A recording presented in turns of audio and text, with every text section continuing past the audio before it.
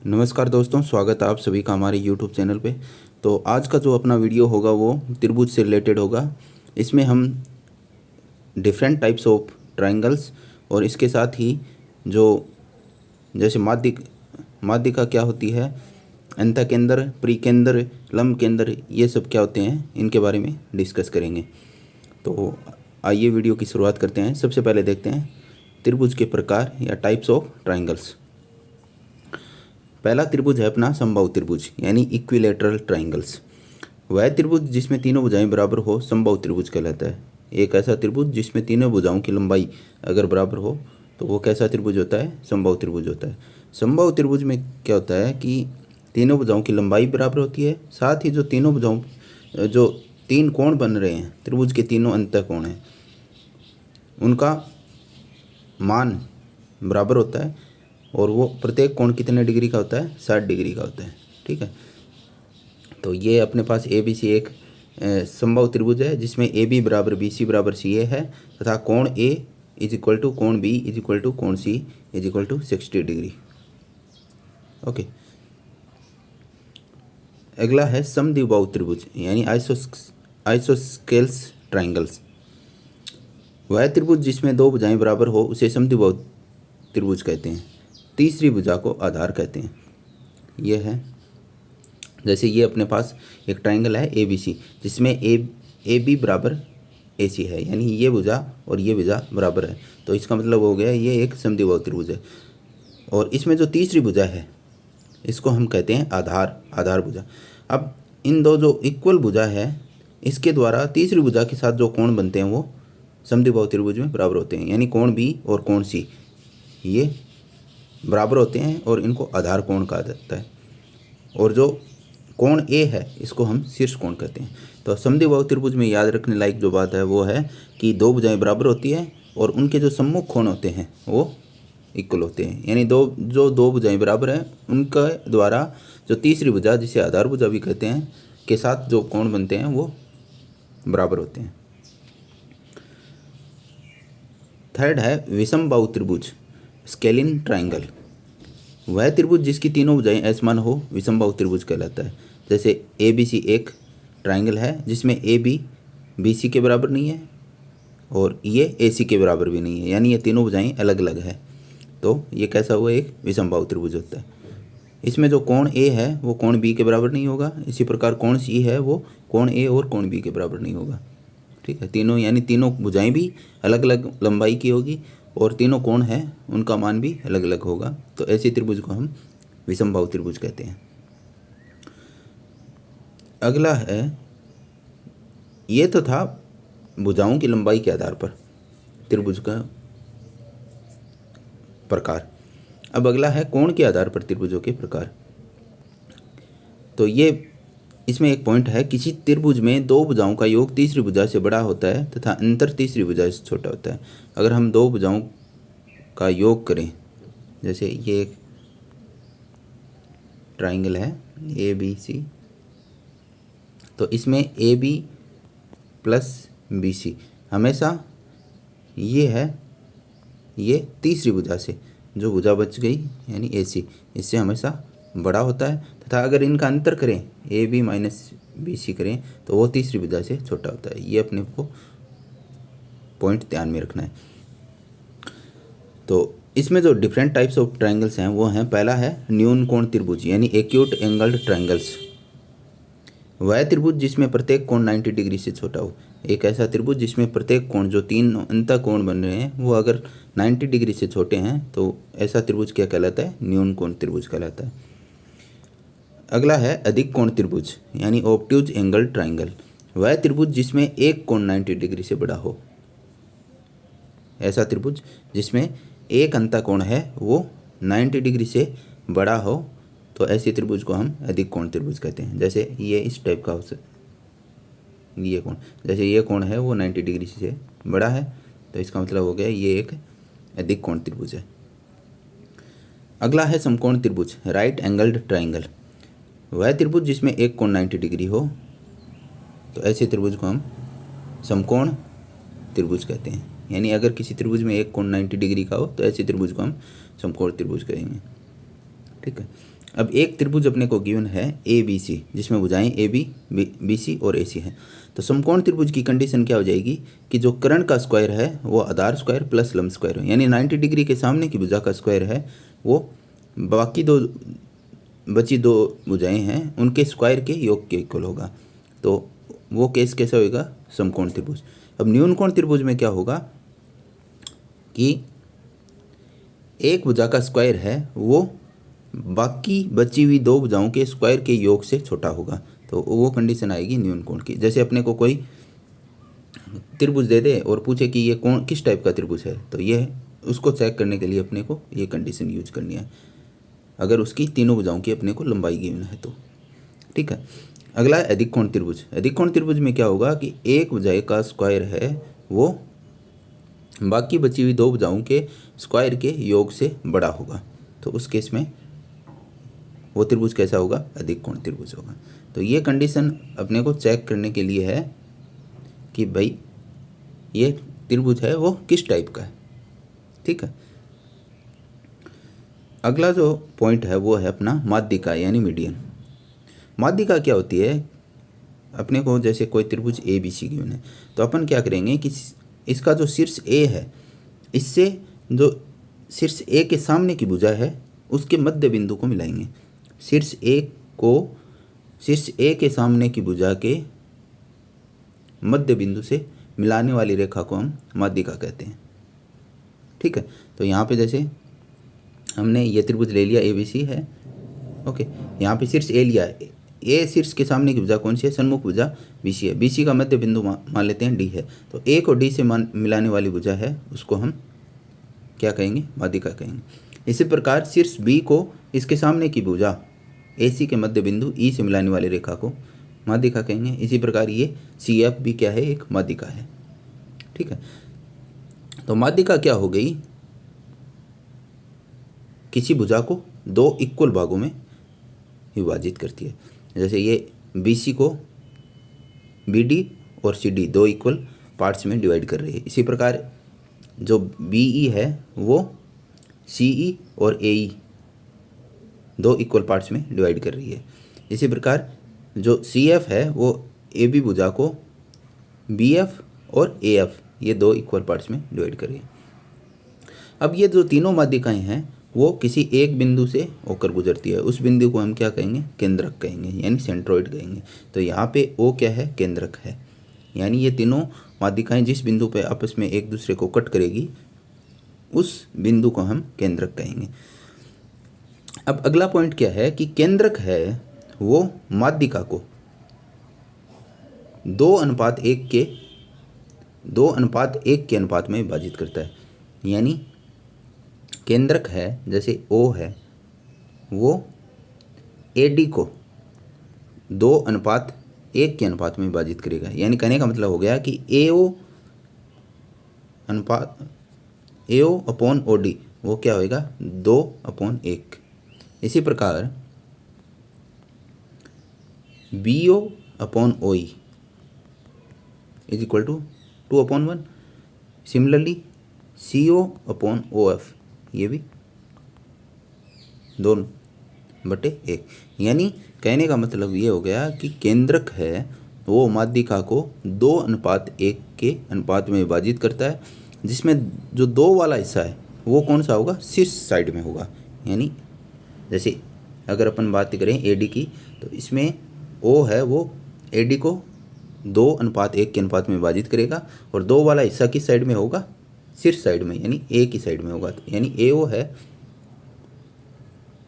वो 2 टाइम्स होगा और ओ डी है वो 1 टाइम्स होगा।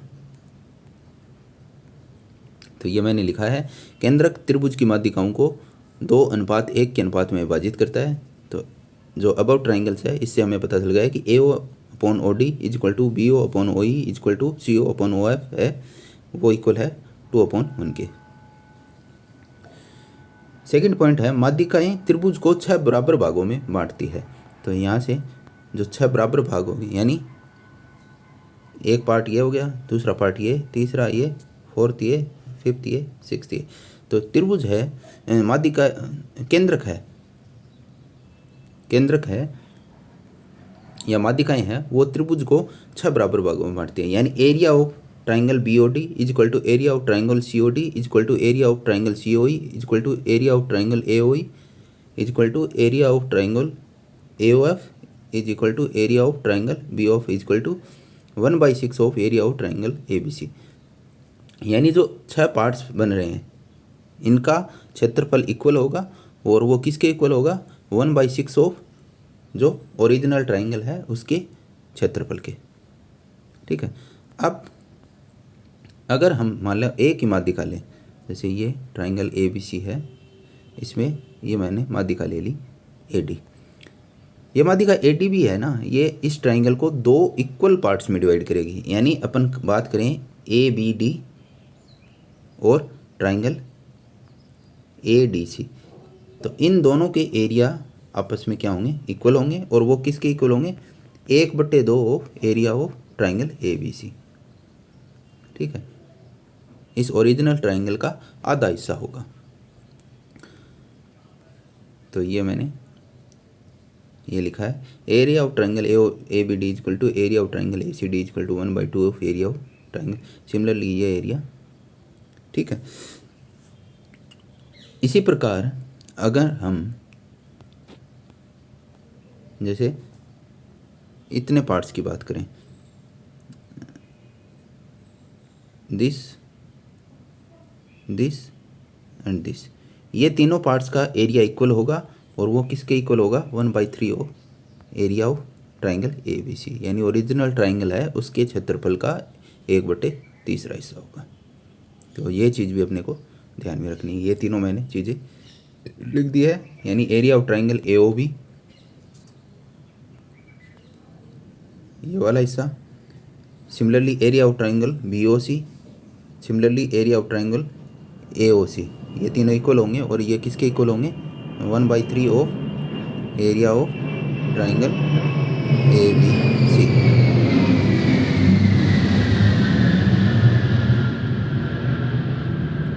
ठीक है। तो ये था माध्यिकाएं और त्रिभुज का केंद्रक। ठीक है।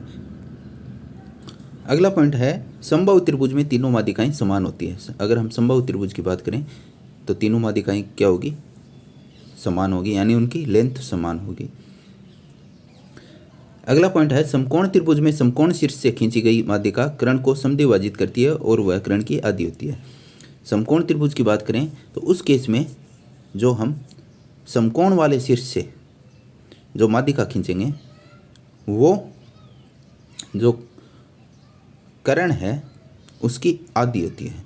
ये अपने को ध्यान में रखना है।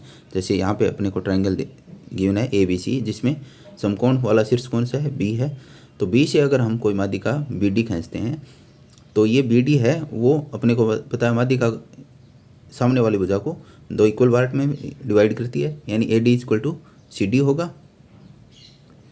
और ये जो माध्यिका की लंबाई है बी डी वो हाफ ऑफ ए सी होगी। यानी इस जो कर्ण है इसकी आधी होगी। तो यहाँ कहने का मतलब हो गया कि बी डी है वो ए डी के इक्वल होगा और इक्वल होगा सी डी के, और ये इक्वल हो जाएगा हाफ ऑफ ए सी, यानी ए सी की आधी हो जाएगी। अगला पॉइंट है शीर्षलंब। शीर्षलंब क्या होता है कि किसी त्रिभुज के किसी शीर्ष से सन्मुख भुजा पर डाले गए लंब को त्रिभुज का शीर्षलंब कहते हैं। यानी यहाँ त्रिभुज अपने पास ए बी सी है, यहाँ शीर्ष ए से हम सामने की भुजा, इसकी जो सन्मुख भुजा बी सी है उस पर एक लंब डालते हैं तो उसको हम क्या कहेंगे, शीर्षलंब कहेंगे। तो ये जो ट्राइंगल ए बी सी है इसमें ए डी क्या है, शीर्षलंब होगा। अब ये हमने शीर्ष ए से बी सी पे लंब डाल रहे हैं तो ये जो कोण हो जाएंगे वो कितने डिग्री के हो जाएंगे, 90 डिग्री के हो जाएंगे। ये दोनों कोण हैं, यानी कोण A D C is equal to कोण A D B is equal to 90 degree. अब अगर हम एक अधिक कोण त्रिभुज लें, जैसे ए बी सी एक अधिक कोण त्रिभुज है। अधिक कोण क्यों है, क्योंकि यहाँ पे जो एक कोण बी है वो 90 डिग्री से बड़ा है। तो उसमें है जो शीर्षलंब है वो त्रिभुज के बाहर होता है। ठीक है। तो जैसे यहाँ पे अपन शीर्ष सी से अगर हम ए बी पे लंब डालेंगे तो लंब डालने के लिए क्या करेंगे, हम ए बी को बी की साइड में हमें एक्सटेंड करना होगा, यानी प्रसार करना होगा। तो ये जब बी को ए बी को बी की साइड में प्रसार करेंगे तो ये डी पॉइंट पे ये सी से लंब डलेगा। ठीक है, तो अपने को ये ध्यान रखना है कि अधिक कोण त्रिभुज के केस में जो शीर्ष लंब है वो त्रिभुज के बाहर होता है।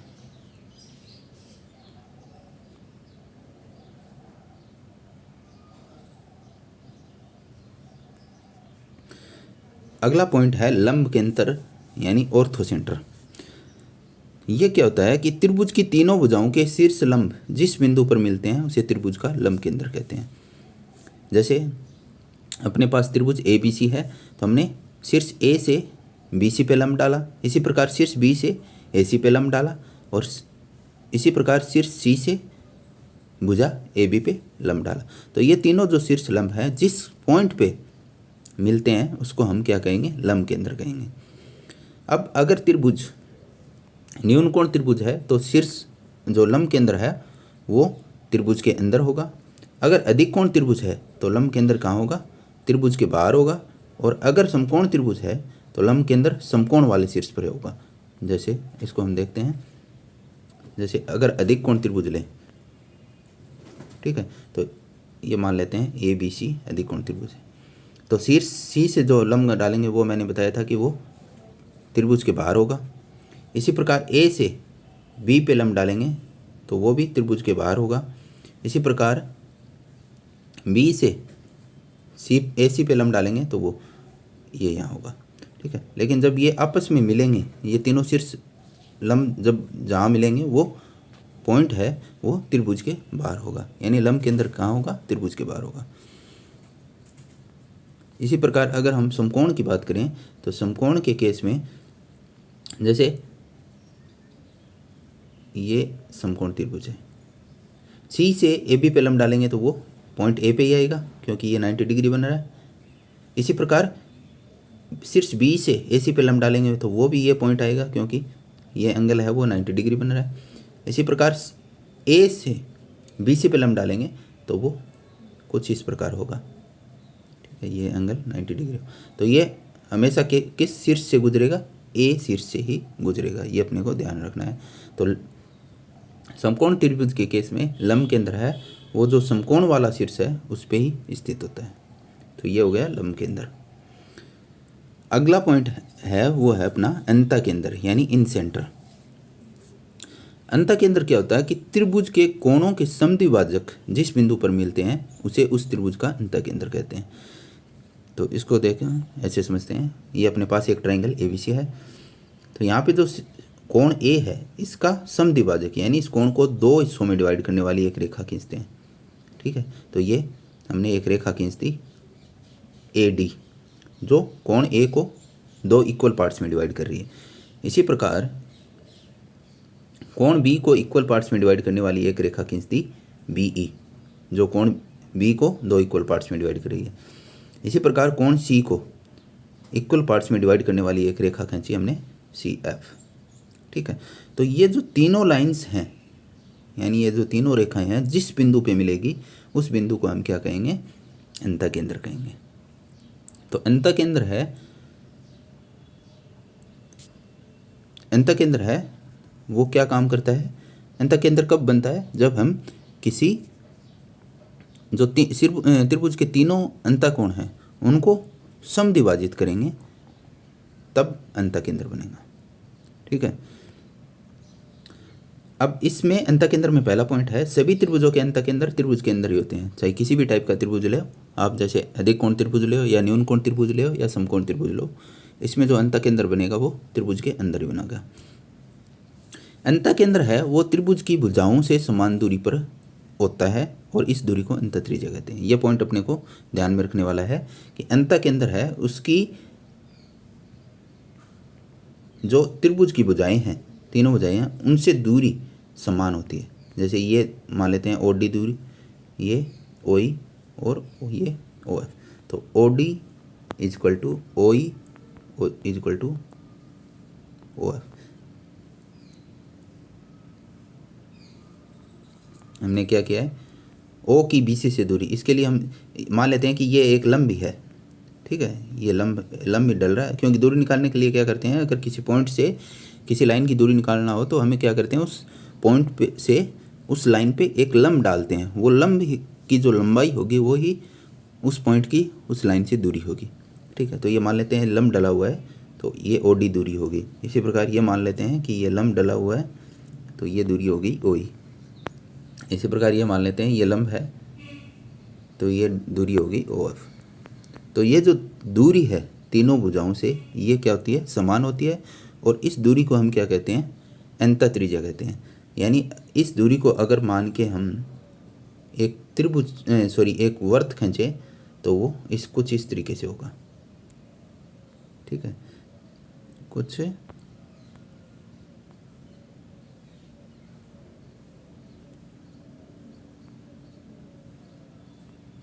इस तरीके से होगा। ठीक है, तो ये हुए अपना अंतः केंद्र। ठीक है, अंतः केंद्र कब बनता है, जब हम त्रिभुज के जो तीनों अंतःकोण हों उनको समद्विभाजित करेंगे। समद्विभाजित करने वाली लाइन जिस बिंदु पे मिलेगी वो अंतः केंद्र होगा। और अंतः केंद्र है वो हमेशा त्रिभुज के अंदर होता है, और अंतः केंद्र की त्रिभुज की तीनों भुजाओं से दूरी है वो समान होती है, और इस दूरी को हम क्या कहते हैं, अंतः त्रिज्या कहते हैं। अगला पॉइंट है परिकेंद्र यानी सर्कमसेंटर। त्रिभुज की भुजाओं के लंब समद्विभाजक जिस बिंदु पे मिलते हैं उसे उस त्रिभुज का परिकेंद्र कहते हैं। इसको ऐसे समझते हैं, अपने पास एक ये ट्राइंगल है ABC, BC को समद्विभाजित करने वाला एक लंब खींचते हैं। ठीक है, ये हमने BC को समद्विभाजित करने वाला है ये लंब खींच दिया। ये लाइन कोई ये जो लाइन खींची है ये BC को समद्विभाजित करने वाली, और ये इस पे लंबा। ये जरूरी नहीं है कि सिर से ऐसे गुजरे, ये अपने को ध्यान में रखना है। ये मान लेते हैं ये D से गुजर रही है। ठीक है, और इसको नाम दे देते हैं, मान लेते हैं DE। इसी प्रकार AC को लंब समद्विभाजित करने वाली रेखा खींचते हैं, वो मान लेते हैं FG है। इसी प्रकार AB को लंब समद्विभाजित करने वाली लाइन खींचते हैं, वो मान लेते हैं HI है। तो ये तीनों लाइनें जिस पॉइंट से गुजरेगी उसको हम क्या कहेंगे, त्रिभुज का परिकेंद्र कहेंगे। यानी त्रिभुज की भुजाओं के लंब समद्विभाजक त्रिभुज की भुजाओं के लंब समद्विभाजक जिस बिंदु पे मिलेंगे उस बिंदु को हम क्या कहेंगे, त्रिभुज का परिकेंद्र कहेंगे। अब परिकेंद्र की है त्रिभुज के तीनों शीर्षों से दूरी है वो समान होती है। तो परिकेंद्र के केस में क्या होगा कि मान लेते हैं ये O परिकेंद्र है, ये ट्राइंगल ABC है, तो इसकी जो तीनों शीर्षों से दूरी है यानी A शीर्ष से दूरी, B शीर्ष से और C शीर्ष से दूरी, इसको ये दूरी कितनी होगी, समान होगी, और इस दूरी को हम त्रिभुज की परित्रिज्या कहेंगे। और इसको हम जब परित्रिज्या मान के अगर कोई वर्त खींचेंगे तो वह इस तरीके से होगा। ठीक है, वो त्रिभुज के तीनों शीर्षों से होके गुजरेगा। ठीक है, तो ये हो गया पहला पॉइंट। न्यून कोण त्रिभुज में है वो परिकेंद्र त्रिभुज के अंदर होता है। समकोण त्रिभुज में परिकेंद्र है वो कर्ण के मध्य बिंदु पे होता है। ये अपने को ध्यान में रखना है कि न्यून कोण त्रिभुज में परिकेंद्र त्रिभुज के अंदर, समकोण त्रिभुज में परिकेंद्र है वो कर्ण के मध्य बिंदु पर, और अधिक कोण त्रिभुज में परिकेंद्र है सबसे बड़ी भुजा की ओर तथा त्रिभुज के बाहर होता है। तो इसको ऐसे समझ सकते हैं, ये एक ABC ट्राइंगल है जो न्यून कोण त्रिभुज है, तो इसमें परिकेंद्र क्या होगा, त्रिभुज के अंदर होगा। इसी प्रकार ये एक समकोण त्रिभुज है जिसमें परिकेंद्र कहाँ होगा, त्रिभुज का जो इसका जो कर्ण है उसके मध्य बिंदु पे होगा, यानी ये त्रिभुज का परिकेंद्र होगा। और अधिक कोण त्रिभुज में क्या होगा, अधिक कोण जैसे ये एक